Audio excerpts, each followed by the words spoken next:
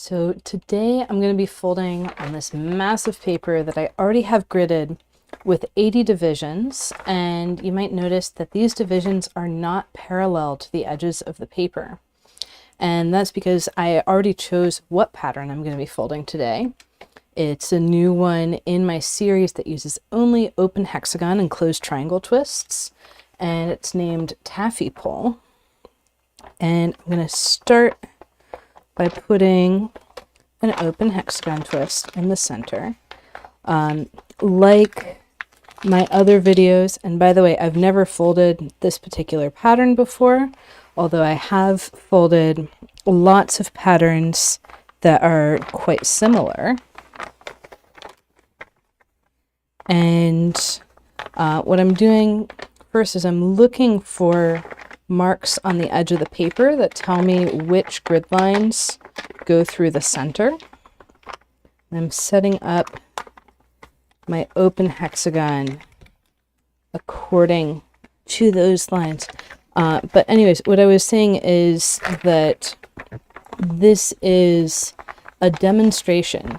It is not a tutorial, but if you're already familiar with the twists, then you will be able to fold this pattern after seeing me fold it.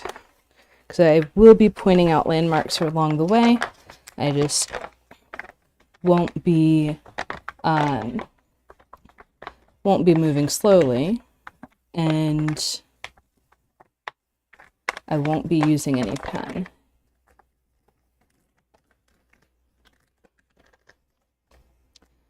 So you might have noticed the first two pleats, I was really paying attention to the edge of the paper. And then after that, I was really paying attention to the center of the paper.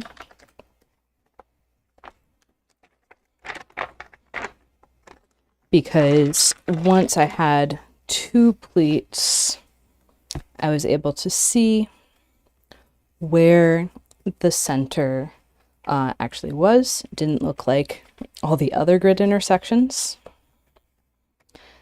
And I could continue folding from there. So I'll go ahead and zoom in a bit. So you can see a bit more clearly what's going on. And here I'm putting in my triangle twists, and in these patterns I'm only using open hexagons and closed triangles, so I can just say triangle or hexagon and you'll know exactly which one it is.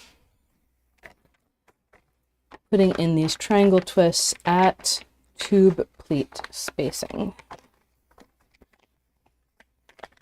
So this is part of my series of patterns that demonstrates the crazy variety that you can get just with two twists. So I easily have 40 different patterns that use only these two twists. And actually, when I was writing up my Instagram captions for the week yesterday, I came up with another one. I thought that I had found them all, but no, there was still another option, just waiting to be discovered. And the trick was, the reason why I hadn't found it before, is that it used the hexagons in positions of twofold rotational symmetry instead of sixfold. So there's only two of the same thing on either side of the hexagon, and then the other directions do other things, which is kind of trippy.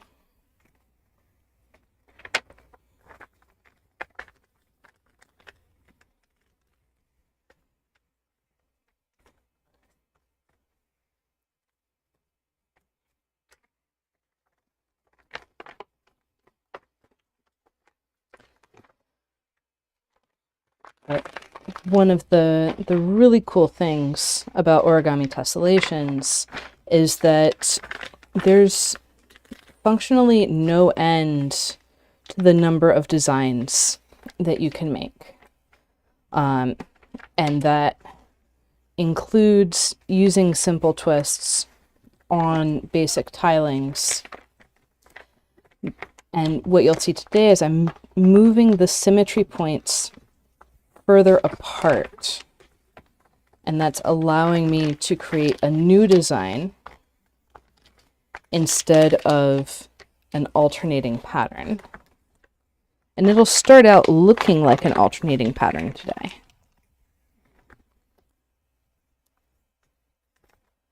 But we'll see after the next ring around the center, well, technically after this ring around the center, but because I broke it up into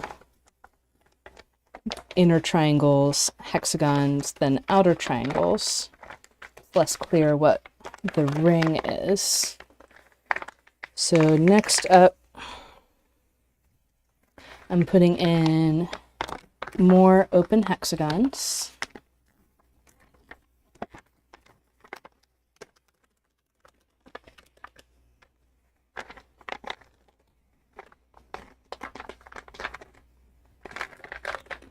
And by the way, I do have my eye on the live stream chat, so feel free to ask questions. I'm happy to talk while folding. And I'll work my way this way.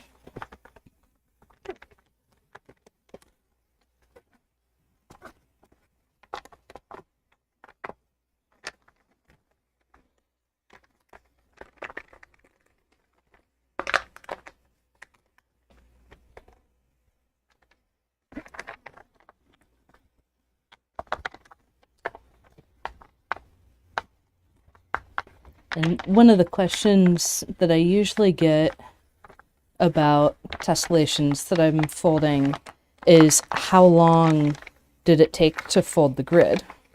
So this background grid did not come already on the paper. I had to fold it myself. And that took, in this case, several hours, maybe 4 or 5 hours.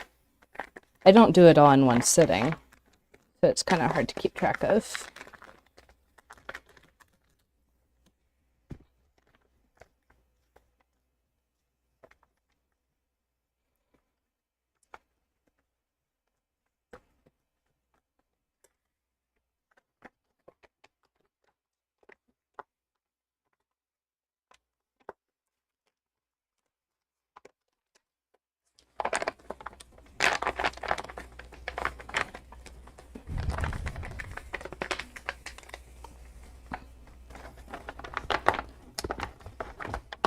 And one thing that I'm keeping in mind as I fold this pattern is that it's in a structure that I call hexagons and triangles sixfold, which means that I need to add two triangles for each new hexagon.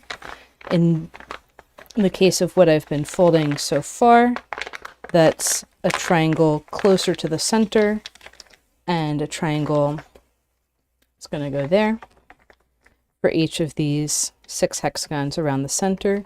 The only hexagon that 2 triangles per hexagon rule doesn't apply to is the very central one. But other than that, if you take an infinite pattern, there would actually be 2 triangles per hexagon.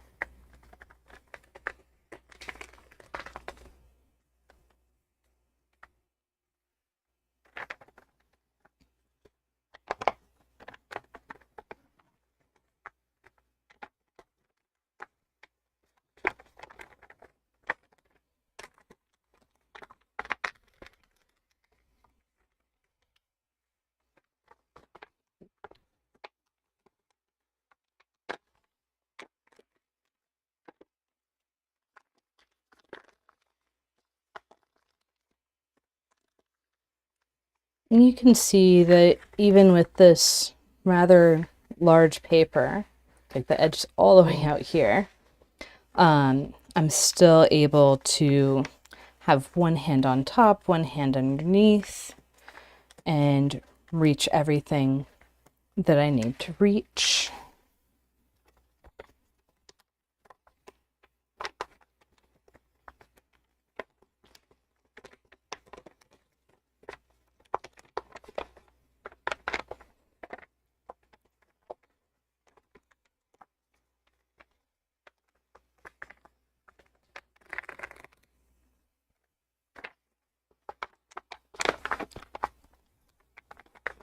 And I don't know how much the paper noise is coming through,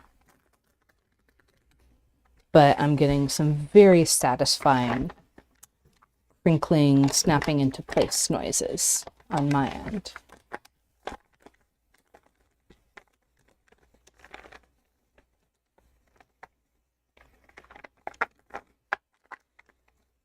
And partly that's a function of the specific paper that I'm using. It's called Skytone, and there should be a link in the video description about where you can get some.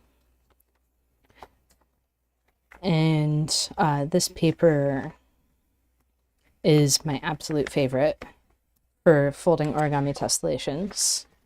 It's also, so it's not only a really good paper for doing advanced things, but it's also a great paper for learning,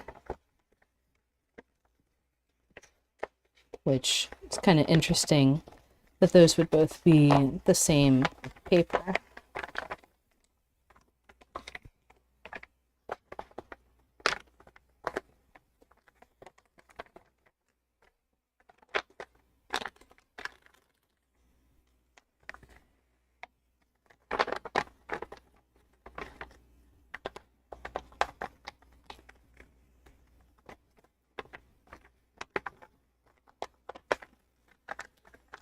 And the specific color of Skytone that I'm using, this gold color, is it's a pretty rare color these days because the manufacturer stopped making it, unfortunately. So if you look at the paper packs linked in the description, it's not currently possible to get gold from that. Let me adjust my camera setting real quick. Just trying a different setting because before I put the grid under here, it looked like it was low contrast, but we're good.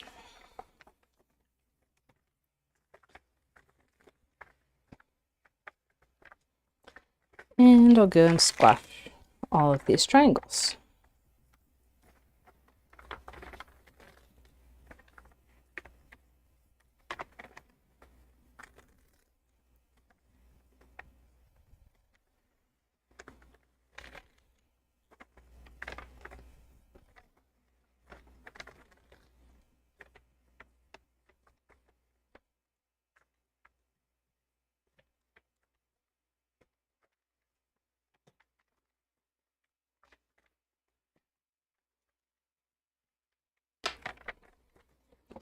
So here's the pivotal moment that makes this pattern distinct, which is that I'm going to fold a triangle on this side.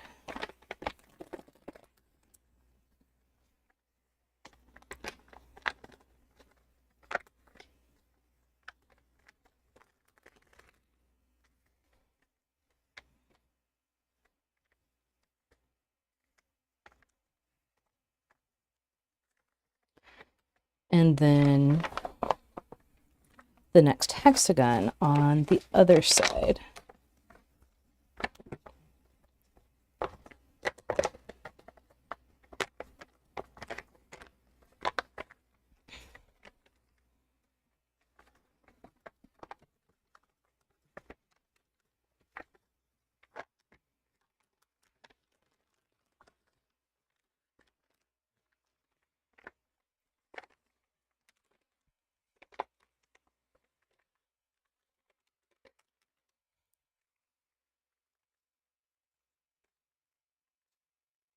And this adds a lot of space in the pattern.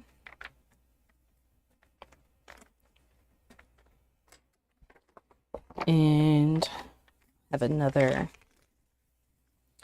triangle here. Okay, so that dealt with these pleats in this direction. Now I need to go to these pleats in this direction. And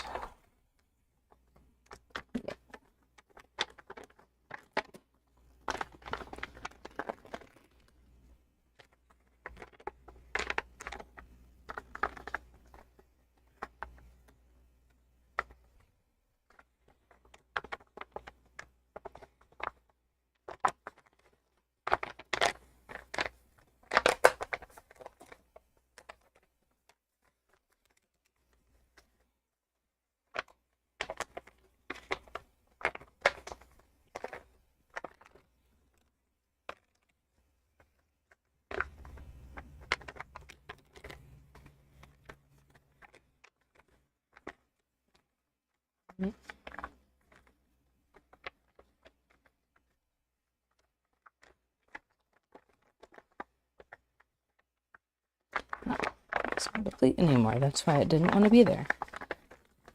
Okay.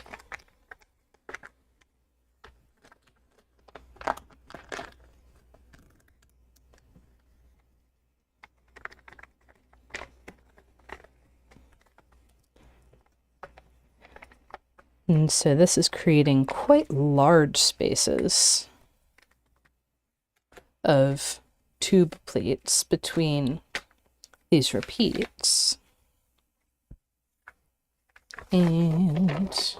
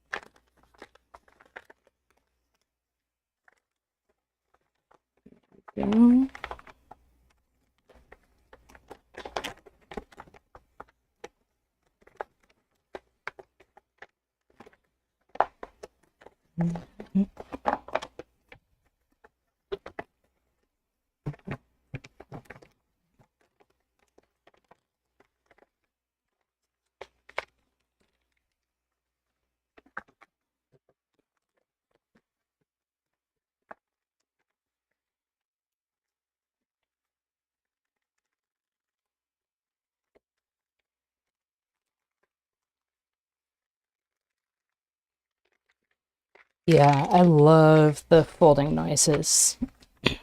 It's just that nice little ripple crinkle of folding on a grid. Music to my ears.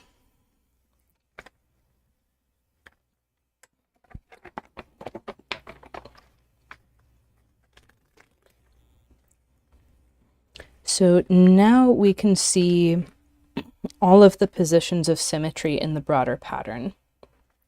We've got the 6-fold symmetry in the center, and then positions of 3-fold symmetry out here with these open hexagons on the opposite side, and which means that 3 directions will have the same thing and the other 3 directions will have different things.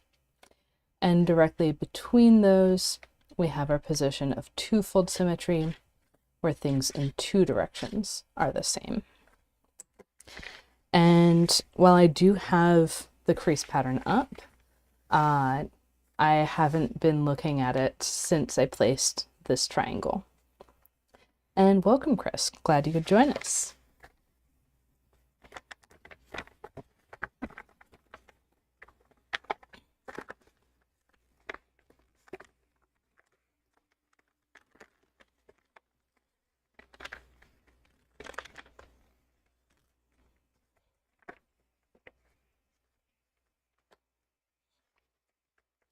So this pleat's long enough that even though it's 3D in here, I went ahead and squashed that triangle just to not leave so many things to do later.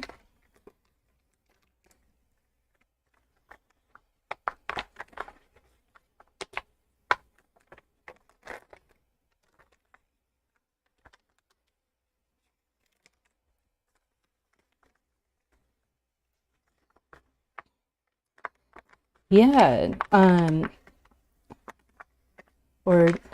okay. Multiple questions. I'll answer the first, I'll answer in the order that they came in. Have I ever torn my origami because of making some mistake? Well, I have had some small tears on the edge of the paper.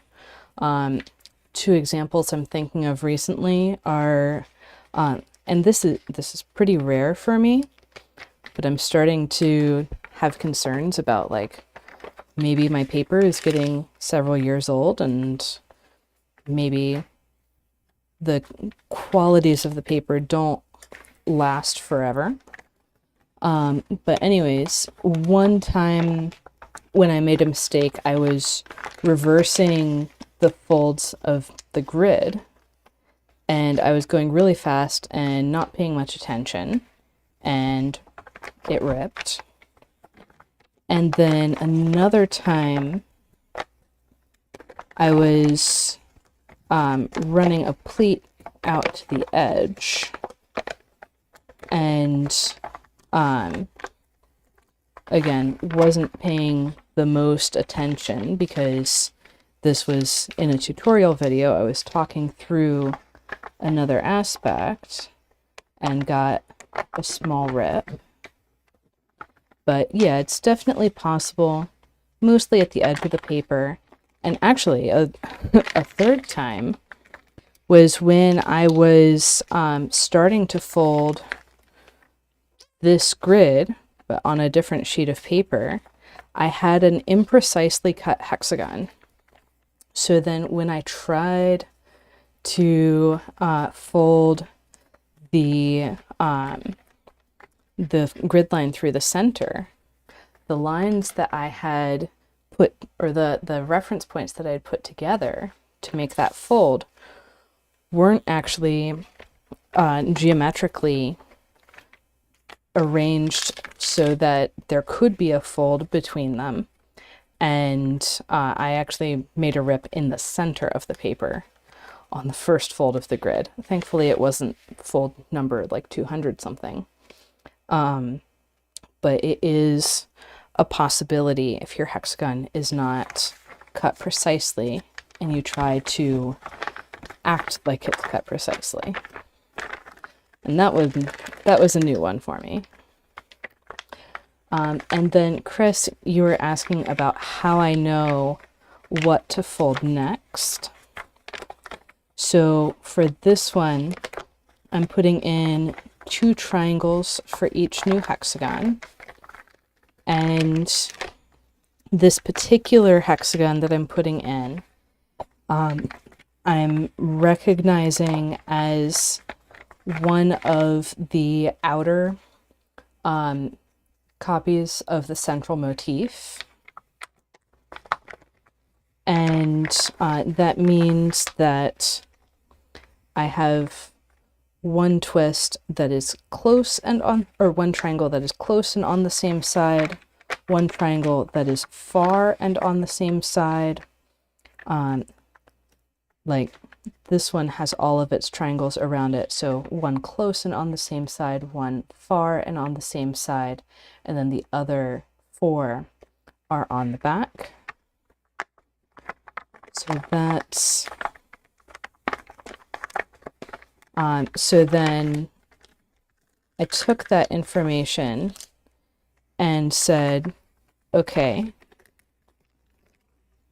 this triangle here needs to be close to this hexagon, and that's going to run its pleats so that I can identify where the hexagon on this side is.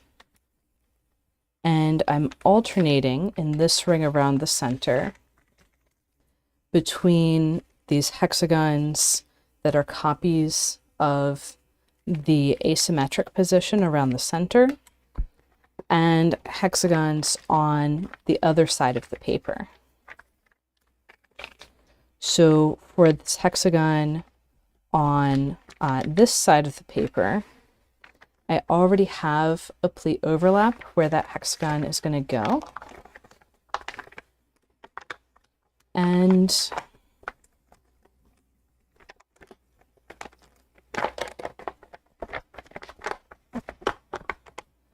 I'm going to have, for this hexagon, 3 triangles that are far away and on the same side, and 3 triangles that are close and on the opposite side.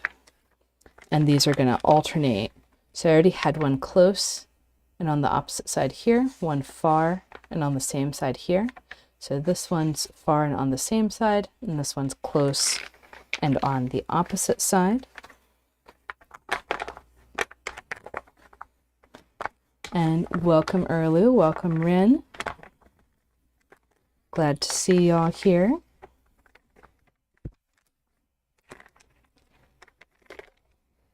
And for the particular symmetries of this pattern, these hexagons that are on the opposite side from everything else are in a position, or are in positions rather, of 3-fold rotational symmetry. And then the central twist is a position of 6-fold rotational symmetry. And those are the only symmetry positions that are inside of twists. The position of 2-fold rotational symmetry is, well, we can actually count. 2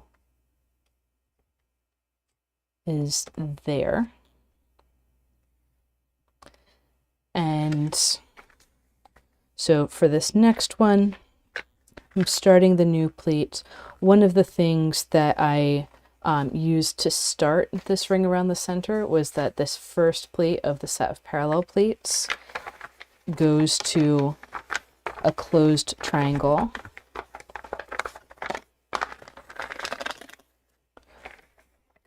on this side of the paper.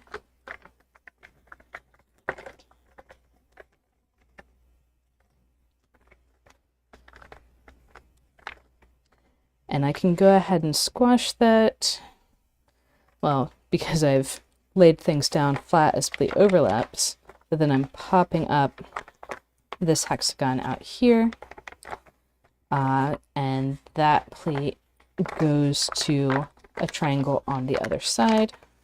So I did a triangle wrap.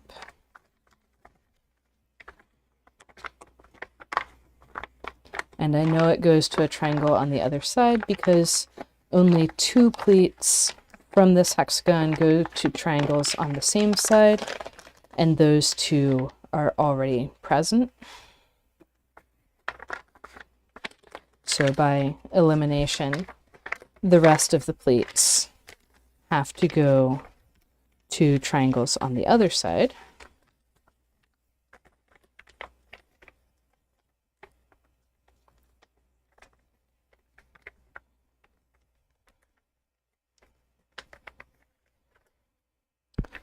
And then, conveniently, when I'm flipping over, I do have other things to go ahead and fold on this side of the paper too.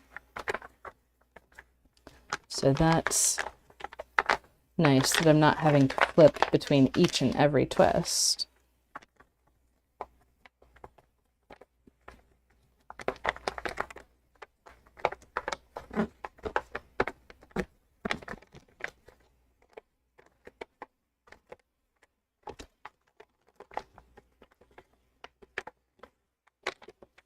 And sometimes the triangle wrap doesn't really want to go in. And sometimes that's because things got flipped around underneath.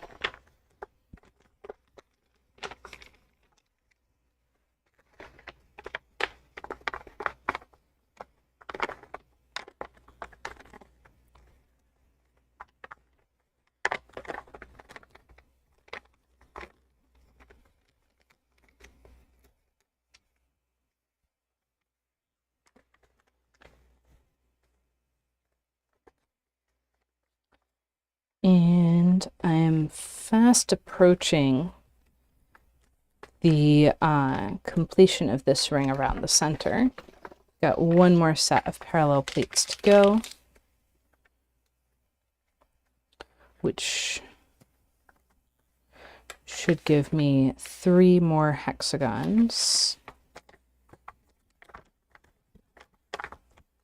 Usually it's 2 for a set of parallel pleats, but since it's the last one, it's going to be 1 more.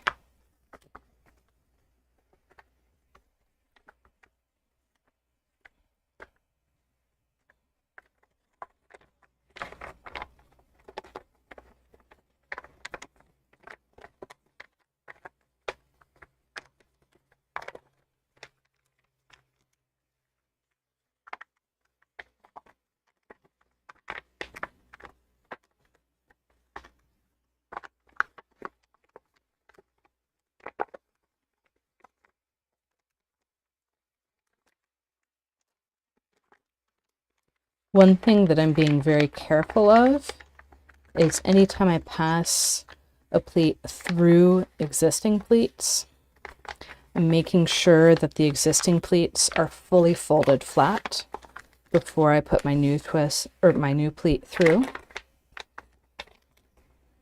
to help my grid stay nice and precise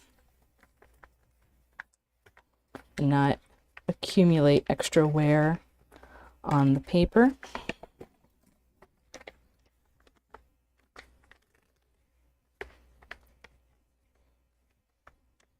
But yeah, we're making really good time on this one. So at a minimum, we'll probably get through the next ring around the center.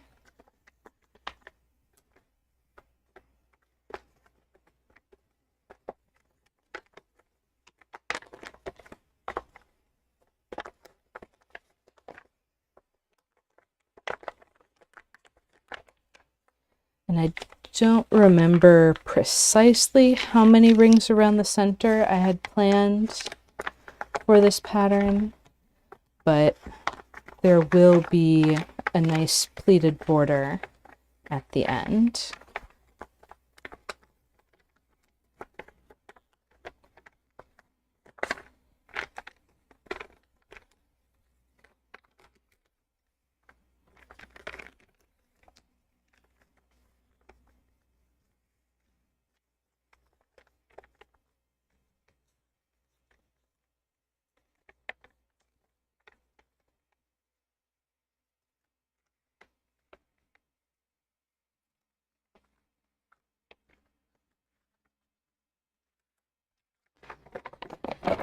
And then we have our bonus hexagon for this set of parallel pleats. I'm going to have to dig out. Okay. Being careful to apply some pressure on the back side too, to make sure that as I'm pulling things out, I'm not just yanking in one direction.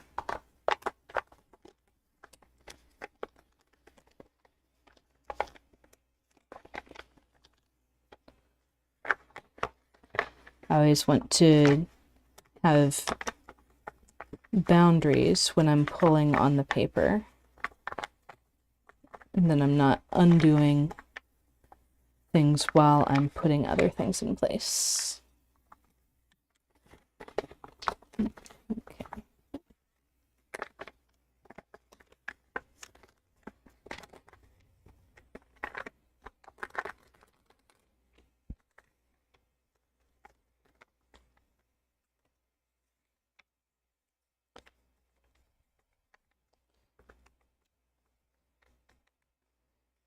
And I've got the 2 triangles on this side this time.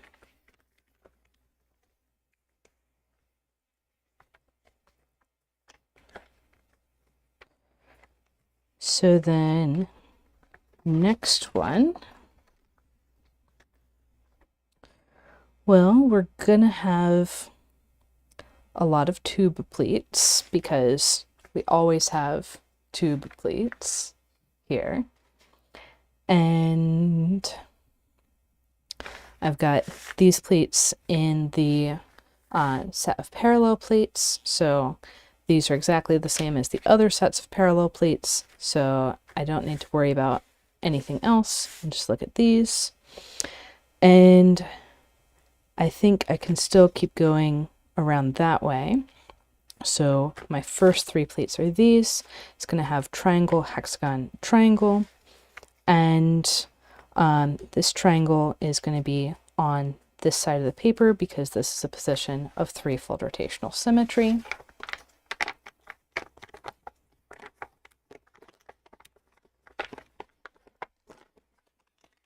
And the hexagon is also going to be on this side of the paper.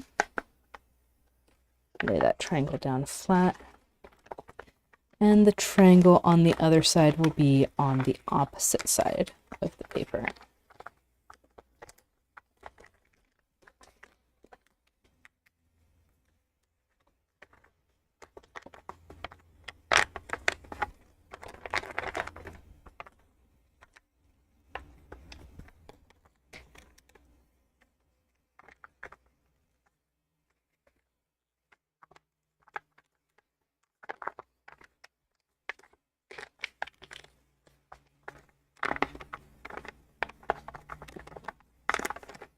And fun fact, if a triangle twist is going to be on the opposite side of the paper, a lot of the time you don't really need to know whether it's going to be an open triangle or a closed triangle. You're setting up the same triangle wrap either way, and you can figure out once you get the hexagon in place and flip over whether it was going to be a closed or an open triangle.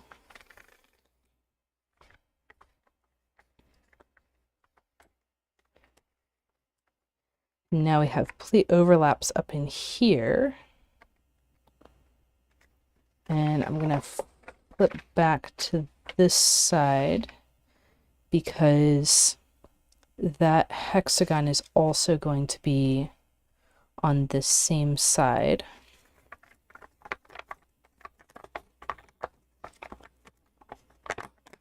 So we've got these 2 pleats from triangles coming together. And let's see, this triangle actually is on this same side because we're coming across a position of 2-fold rotational symmetry, which means these 2 are the same. And then this is headed into a triangle wrap.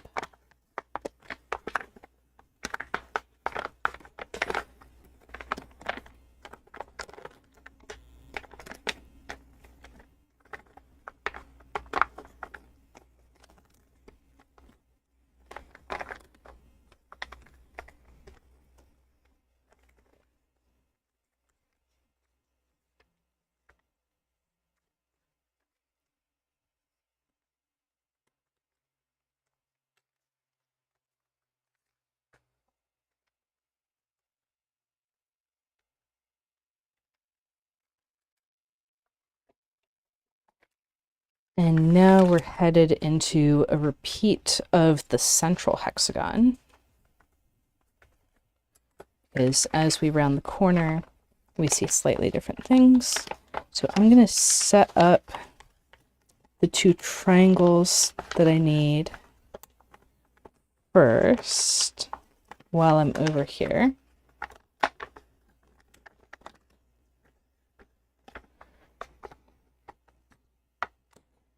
And I know where to put them because I'm using tube pleat spacing everywhere.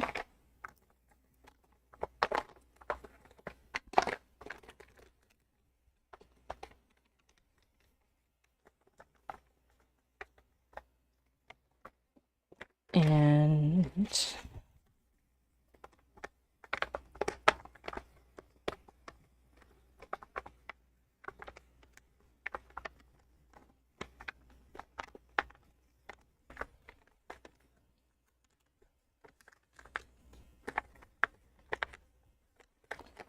Once again, being very careful as I pass pleats through, like into pleat overlaps.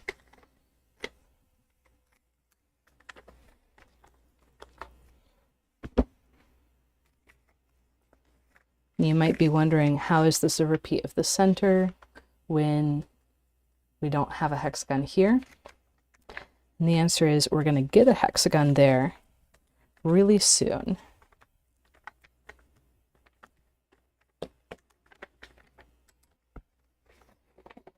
And flipping over, this triangle is free to squash, no overlaps.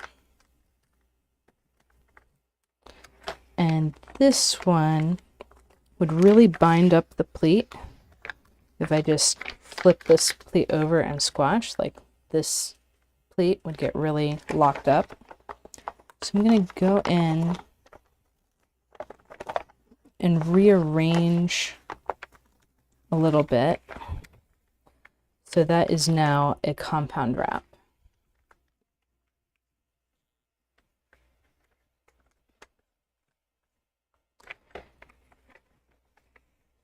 And then I think the easiest way to fold it is going to be from this side. I'm going to open up some stuff, including that compound wrap.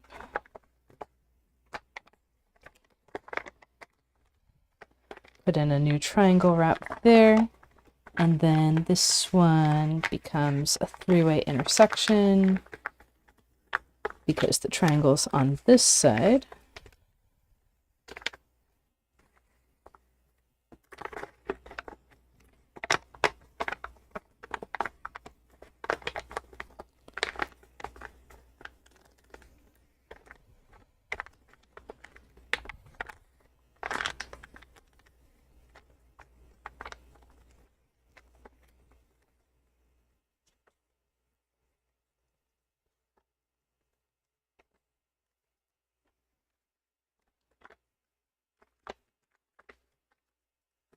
And now this looks a lot more like a repeat of the center.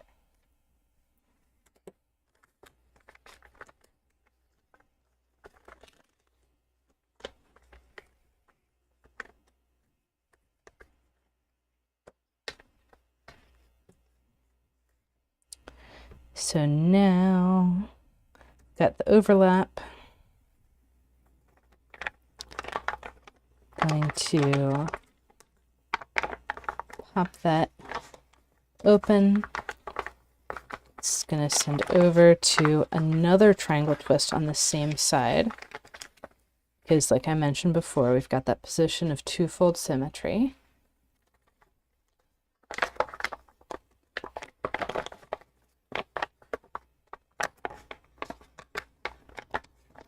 And then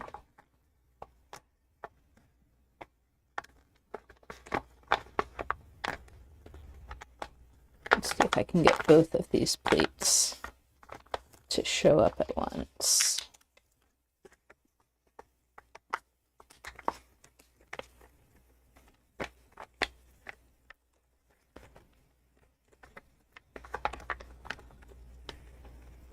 All pleats are happy. Can go ahead and squash.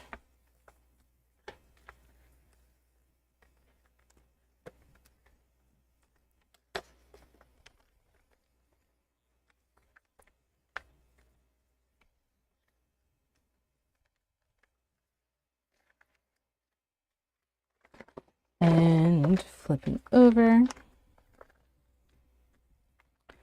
got my triangle. Now to set up the triangles for the next hexagon, because it's marginally easier for me to go ahead and set them up while I'm over here.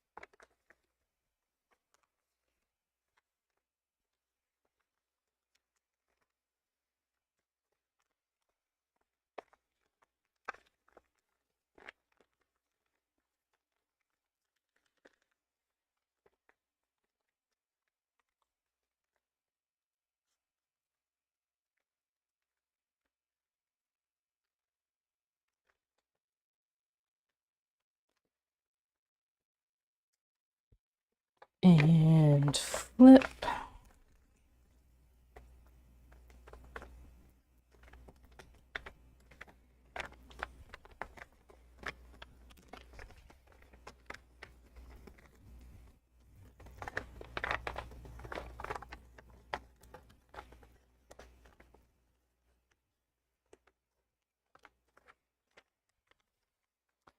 So I will say that this particular pattern is relatively straightforward for me, but the one I'll be doing in 3 weeks, yeah,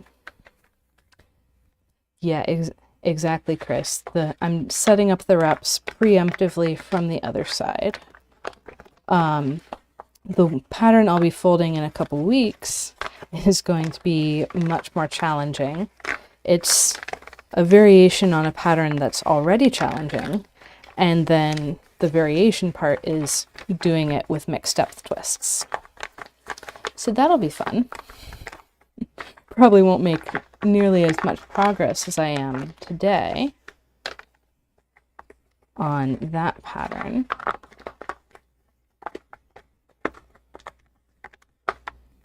But the speed that you fold origami tessellations is very much dependent on your prior experience.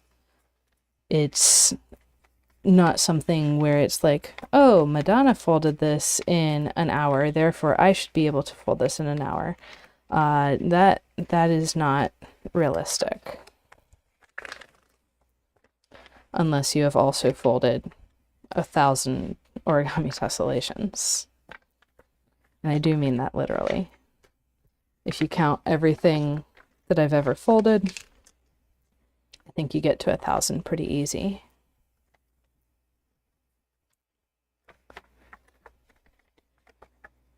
Okay. There's my pleat overlap. I'm gonna jump over here to make sure that I'm finding things correctly.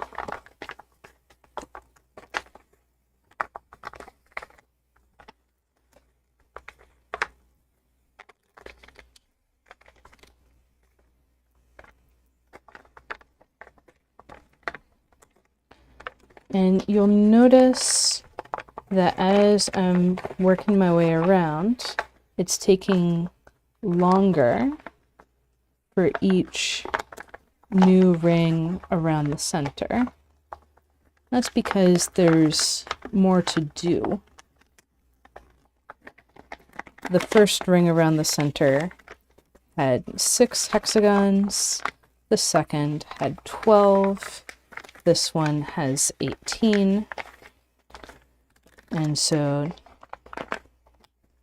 and then like the number of triangles is twice that. So there's lots and lots to consider. And one of the things I noticed when I looked back over here is that I never squashed that triangle. So I'll make sure to squash that one in addition to this new one. And then we're back to the place, Chris, that you were asking about, which is for this one, I am functionally preemptively setting up the triangle wraps.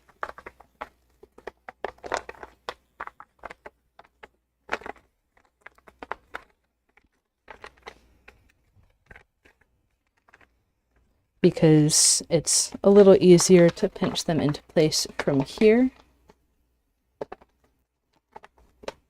But that's not like a requirement or anything.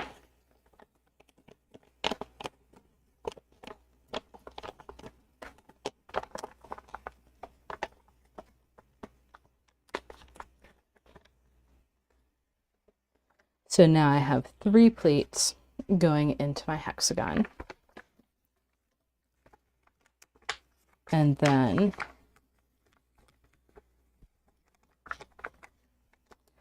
I can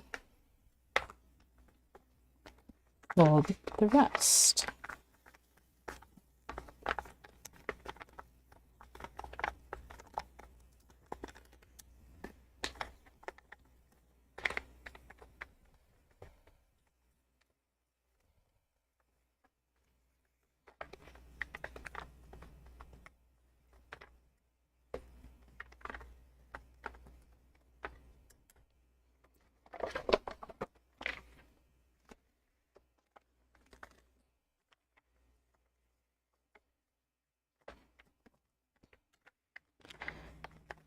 And so we'll get to see how far I make it before, well, I'll probably just go ahead and finish out this ring around the center, maybe show the start of the next, but I won't be staying on to fold the entire thing all the way to completion because I have a Basic Twist Bootcamp office hour later today.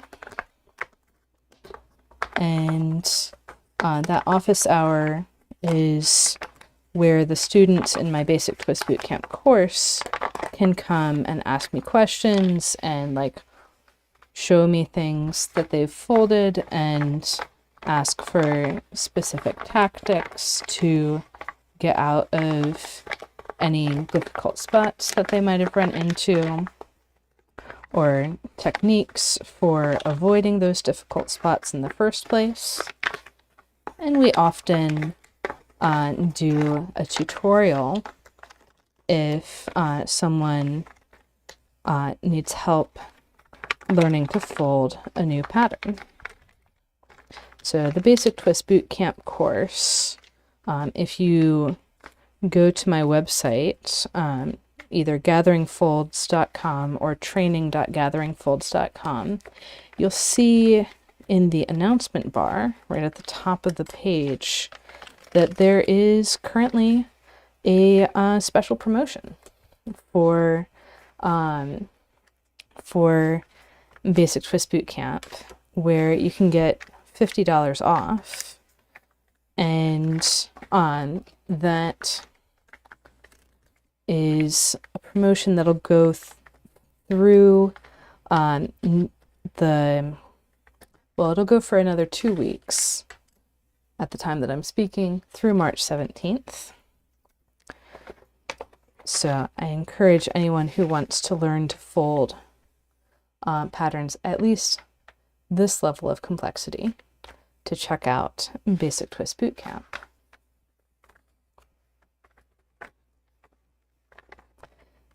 And yeah, Chris, the folding sequences are more about finding more efficient ways and kind of feeling what works best for a particular pattern. Like there's global things about adding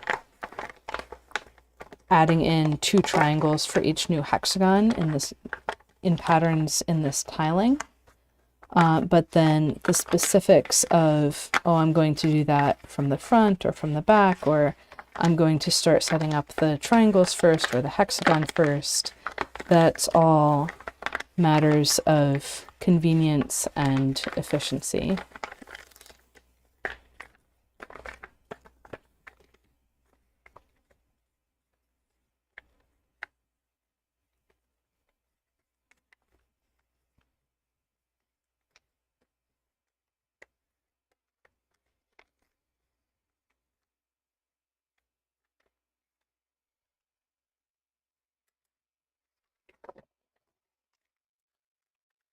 So for this one, let's see what it would look like if I was not putting in these triangles from the back and instead doing them as wraps from this side. I would find my tube plate spacing in here, so 2 spaces from this corner for the valley of the triangle wrap to come down through.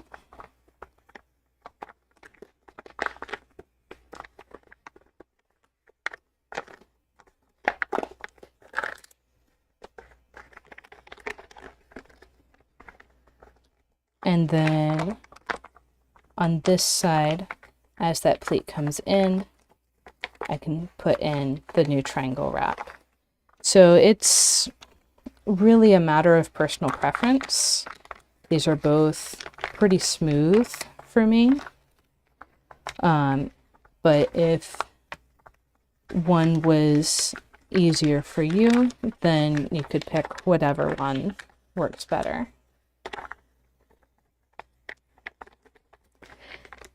Yeah, figuring out how it works best for you is definitely a creative part.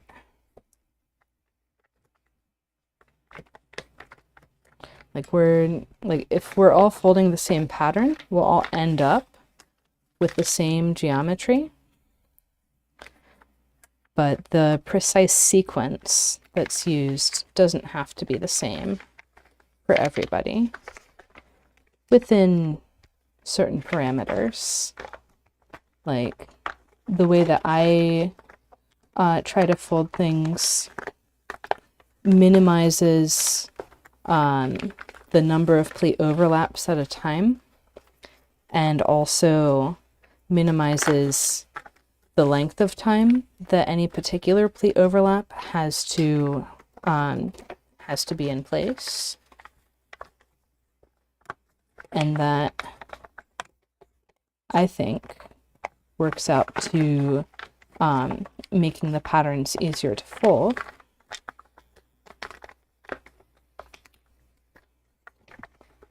But there are lots of ways to fold these designs.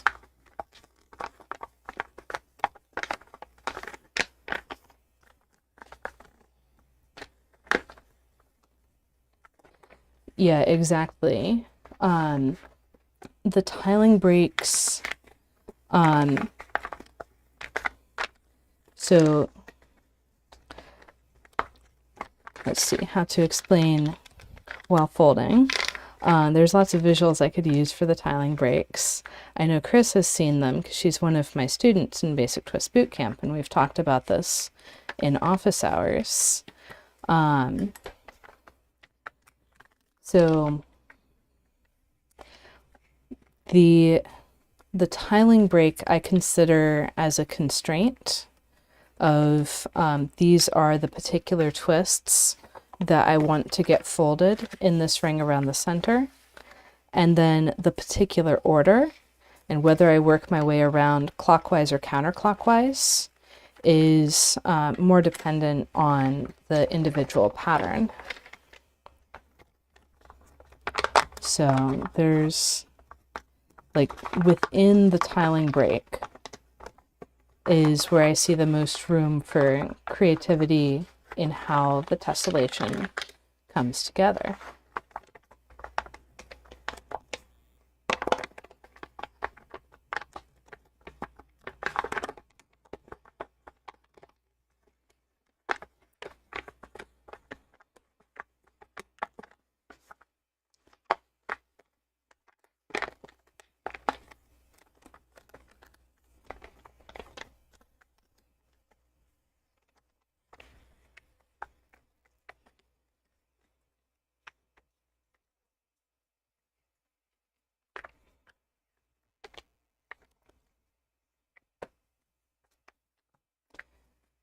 So yeah, there's always lots to learn when it comes to folding origami tessellations, and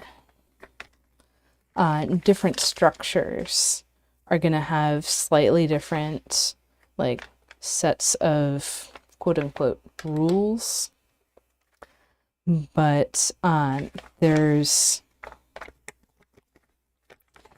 a lot of freedom as well, and there's a lot of generalization. So when I'm thinking about folding a pattern, I'm thinking more about, okay, is this pattern going to be folded in rings around the center, in stripes, Or are the rings around the center going to be some irregular thing where I'm not getting whole twists, but I need to stop there anyways? And then I'm not thinking so much about, oh, this is a hexagons and triangles 6-fold tiling, or a hex tri rom tri tiling, or equilateral triangles tiling. I'm just thinking, how do I add one layer to the set of parallel pleats? Like, how do I put one layer of twists onto these pleats? And it might happen to be 2 triangles for each hexagon, or in the case of hex tri rom tri, a little bit more convoluted because it's like in half of the rings it's 2 triangles and a hexagon, then 2 triangles and a rhombus, alternating as you go around. And then in other rings it's rhombi with some number of triangles to get the pleats to work out. But I'm not really memorizing exact sequences for each of the structures. I'm just remembering, oh, in this structure I have good tiling breaks, and therefore I'm going to add one layer as I work my way around.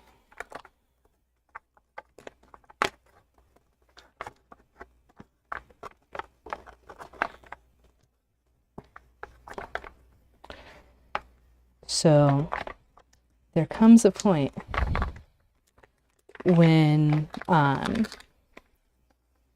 you've internalized these kinds of patterns enough that you can take some starting point and some set of choices for what twist will come next, and say, okay, I'm going to add one layer, and be able to recognize what one layer looks like.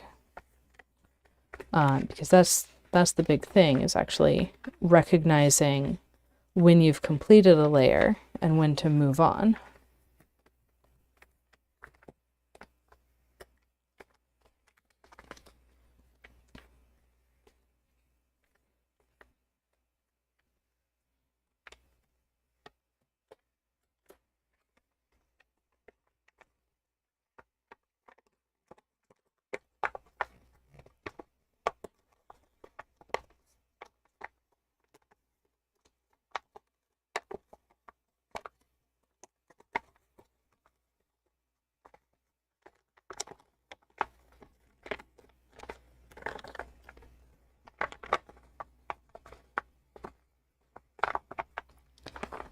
And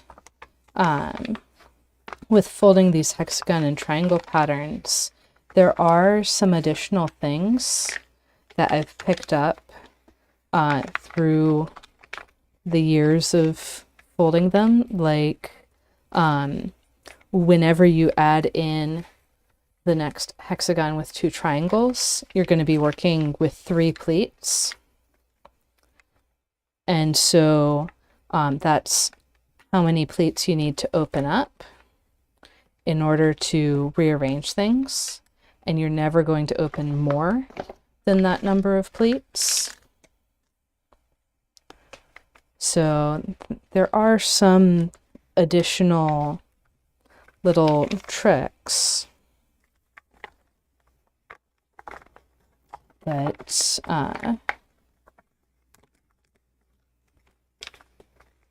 on some level, on the tiling level, it does really boil down to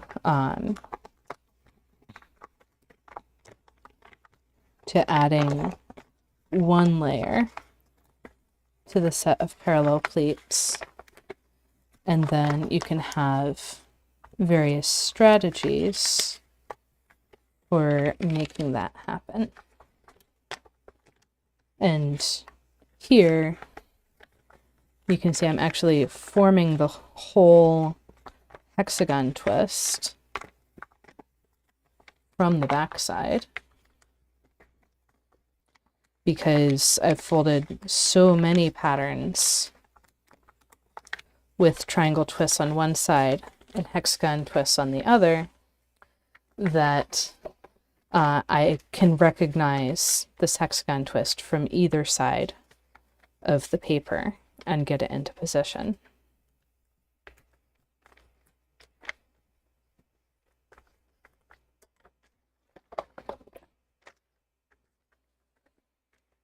Okay, so that brings us full circle around the center again.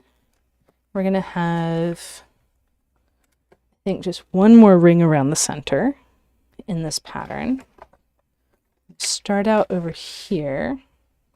This one's the copy of my central twist because these three are all going to triangles on the same side. The central twist never does. And if I start, so I'm just going to do like 2 edges of this last ring around the center because we are past the hour. And I do want to have some break at a minimum for my voice before the Basic Twist Bootcamp office hour. So I'm going to fold this twist here. And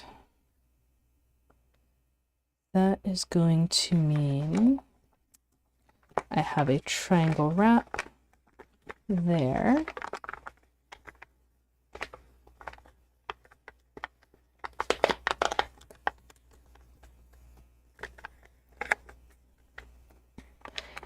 And a triangle wrap there.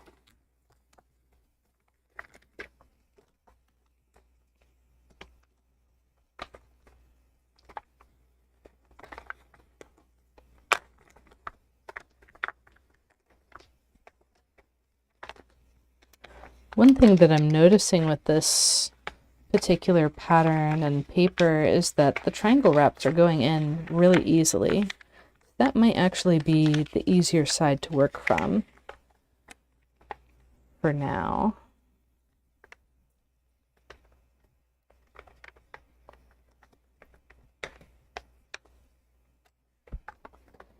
And I have really easy references to find the triangles because it's just tube pleats.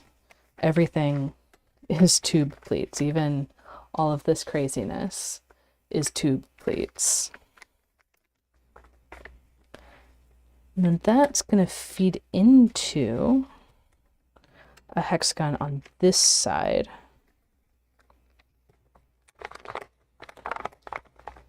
Off of these 2 pleats.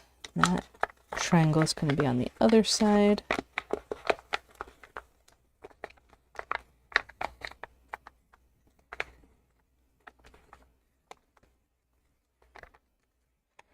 And this triangle will be on this side.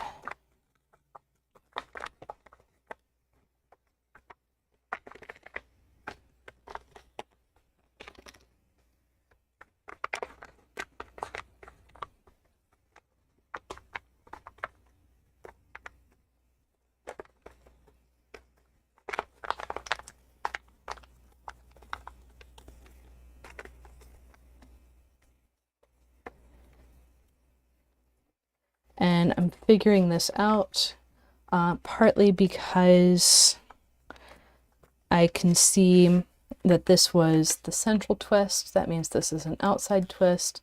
This one's also an outside twist.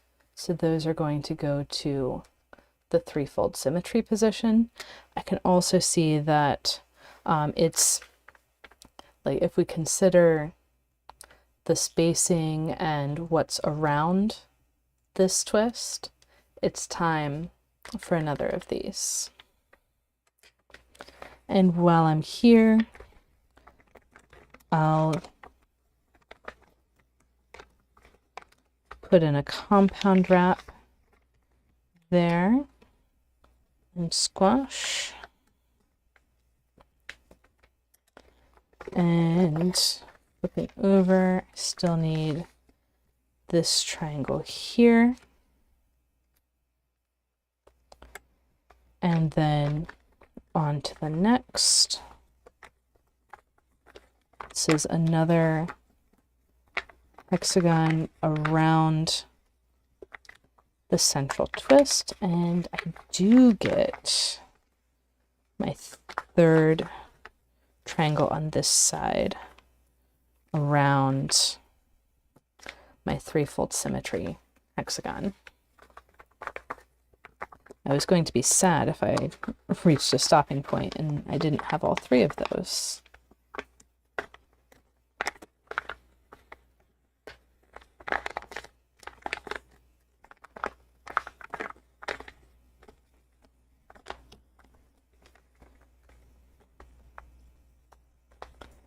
So in this ring around the center, I'm going to be completing the repeats of the central motif and also adding in more of these positions of threefold symmetry.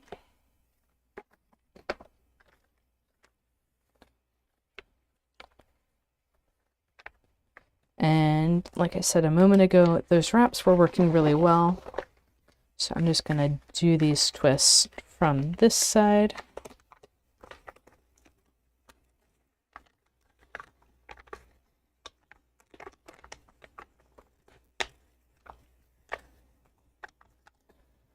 And I'd mentioned earlier that I'm folding this way to minimize the overlaps.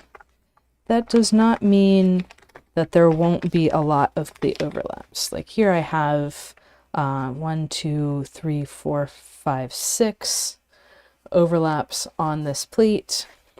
And that's just because we're out this far and that's how many pleats there are.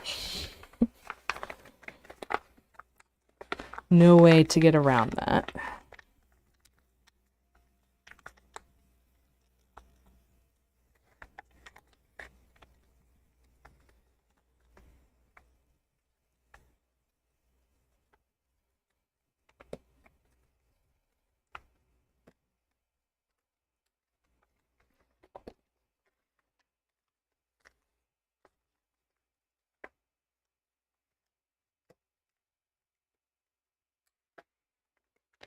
And then because my hexagon off of here is on the opposite side, I'm going to turn this into a compound wrap. Notice I'm only having to open up this little area, and that folds back down flat and squash. And flip.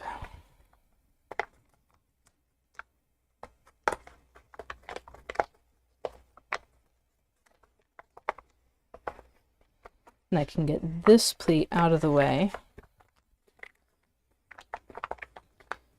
folding the triangle wrap sooner rather than later. And then this pleat gets out of the way also with a triangle wrap.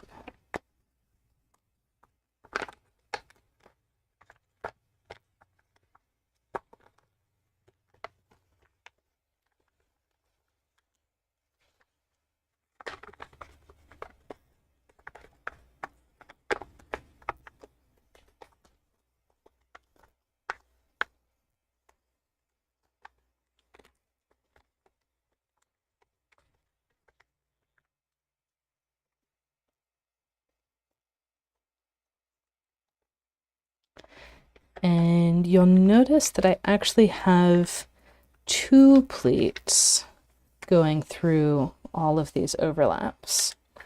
And that's to be expected in this tiling because we're not just adding one layer in the strict sense of the smallest layer that could be added. We're adding one layer of hexagons. And that is kind of too thick in the tiling diagrams. So comes out with 2 pleats crossing everything else. Okay, so same side, opposite side. That means that this one, or rather that one, is going to the opposite side for which side of the paper the triangle is on relative to this hexagon, and this one's going to be on the same side.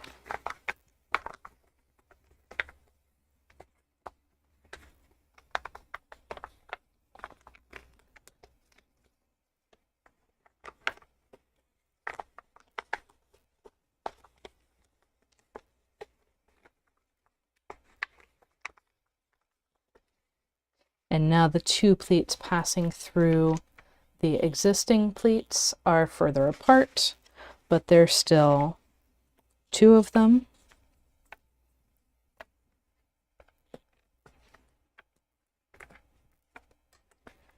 And go ahead and do the compound wrap here before I squash.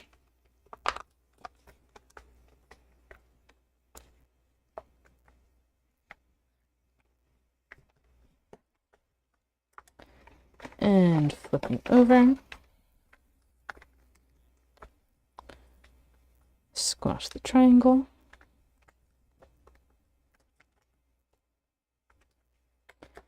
And onwards to the next hexagon.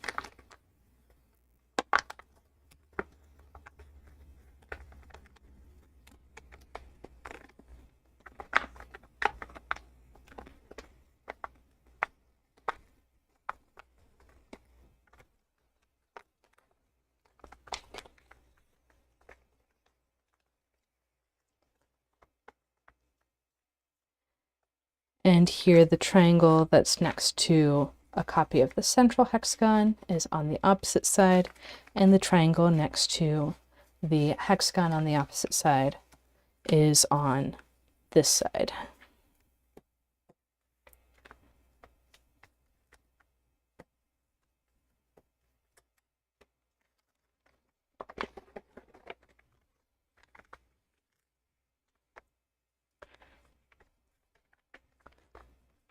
And so now I've done the 2 edges of the rest of the pattern. So this set of parallel pleats and this set of parallel pleats. And we can see how the edge is going to turn out. So it's going to be like we see around this corner here. And so nice thick border, parallel pleats going off to the edge. Nice and evenly spaced, and I'm going to leave it at that. I'll finish the rest probably later today and post a photo on my Instagram stories, and make sure to, of course, save that, or you can see it even after a day. So any final questions before I end the live stream?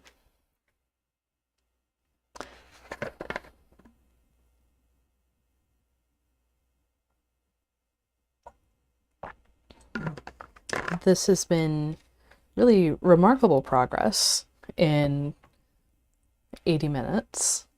And actually we can calculate. So we said there were 1 hexagon, and then 1 per 6 sides, and 2 per 6 sides, and 3 per 6 sides.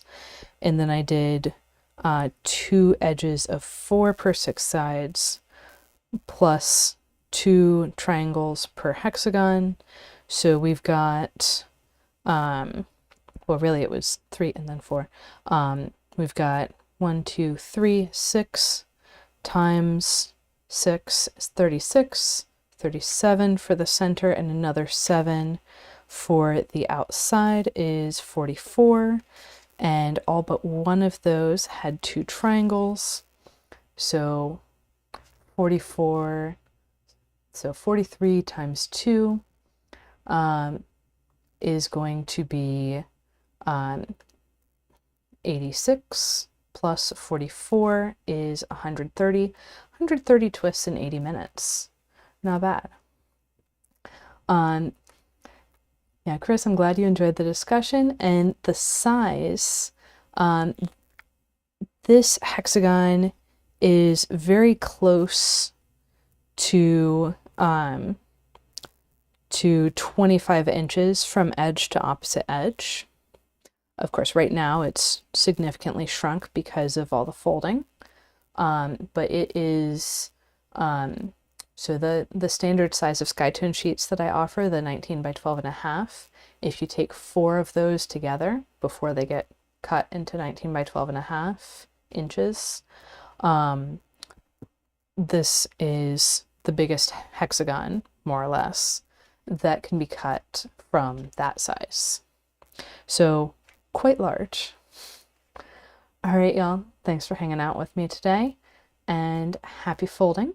I hope you maybe try and fold this on your own. You'll need probably 64 divisions to get to the center of the next repeat. Actually, I can verify you do need 64 divisions, and that will not cover the outer 2 twists in the edge. And if you want to do this particular grid, that's 80 divisions with a fraction for starting of 1/3. And you can see my rotated grids videos and blog and everything for what that rotated fraction means. And I also have resources on how to get the division of 5 to get to 80 divisions. So, all right, y'all, happy folding. And do check out Basic Twist Bootcamp.